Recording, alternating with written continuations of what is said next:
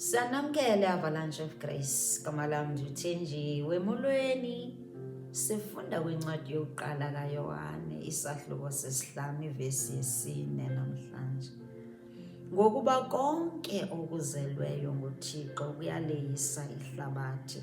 Lulo ke uloyiso oluleyisayo ihlabathi ukholo lwethu. Nali lizwi lenkuthazo, nali lizwi elizokuphakamisa apho ekhaya. Nali ilizwi elizokuvuselela ukholo lwakho. Nali ilizwi elizokukuqinisa elithi bambelela sowuzawufika kuyakho.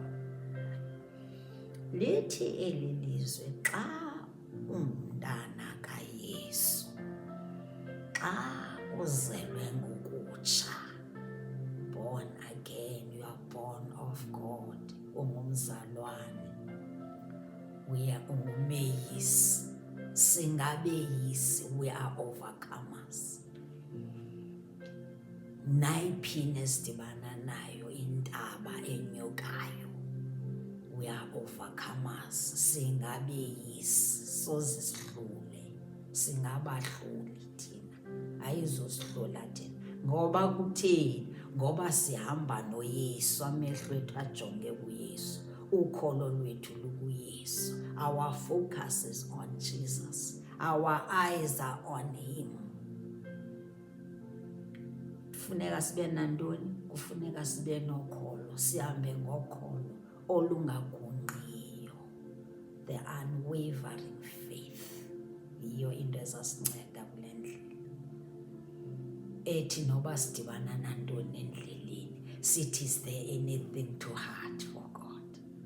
Ikhona ninto engamoyisa na uYehova. Sibe nalo mindset, sibe nalo overcomers mindset eyoba njena osihamba naye yena koyiswa, nathi asizukoyiswa, silandela umuntu asoloyisile ihlabathi. Singabazalwane silandela umuntu okoyisayo, nakweyiphi na uyoyisa yena uyanqoba. Akukho okumeyisayo, ngoba kuGenesis 18:14 xa esitsho kuSara esithi khona na into enzima engamoyisayo na uYehova,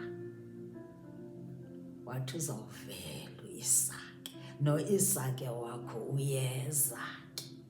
Ungabe salahla ngokukholo lwakho, maliqine ukholo lwakho, so uzawufika kuya khona, uyeza uIsake wakho. Andiyazi le nto ekutyhafisileyo, ekudanisileyo indlela yakho yokholo, kodwa masiye sive kuYohane 11. Ke siye phaya kuMartha. uMartha phaya xa edibana noYesu uqale wakhalaza wakhalaza wafana nawe, wathi ezi zinto, ngoba izinto thina sifuna zenzeke ngendlela yethu.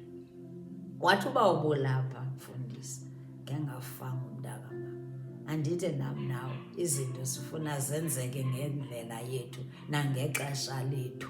Kodwa namhlanje sawukhuthazeka ngoba uMartha kuvesi 22 uyajika ngoku xa sebona nje into yoba nangu uYesu selapha, athi even now Lord, I know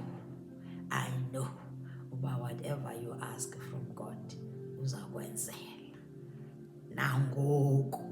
Nangoku yakwazi into ukuba nje nayiphi noyicelayo uYehova uzakwenzeka.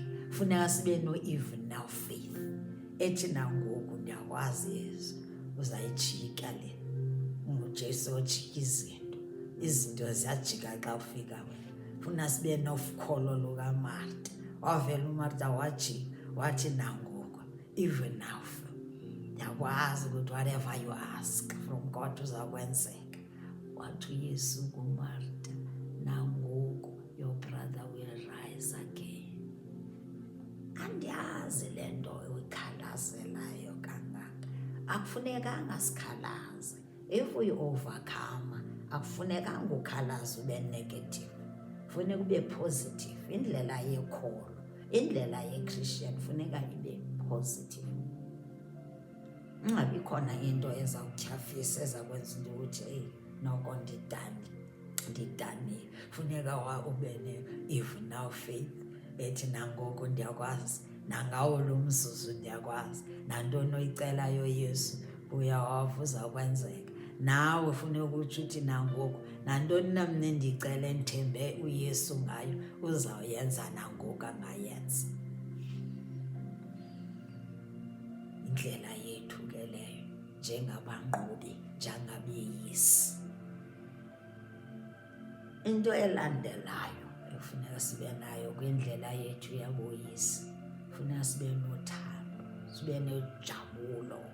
Ndihambe nje uba unathando awusoze ube nejoy. Ube nejoy ngoba xa ungumeyisi, the joy of the Lord is your strength. Xa ungenajoy awunamandla, soze ube namandla ukutsho ukuthi nje uYesu angayijika nangalo mzuzu.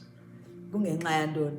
Ngoba unamandla, unejoy. The joy of the Lord must be your strength. Xa ungenayo ujoy uzosoloko utyhafile. Kufuneki kwindlela yakho wena mzalwane, wena born again, funeka usoloko mafurufuru uthi nangoku ndiyamazi owandifela eCalvary, ndiyamazi izinto zizawujika. Ungalahleli indawo. Enkosi kakhulu. God bless you.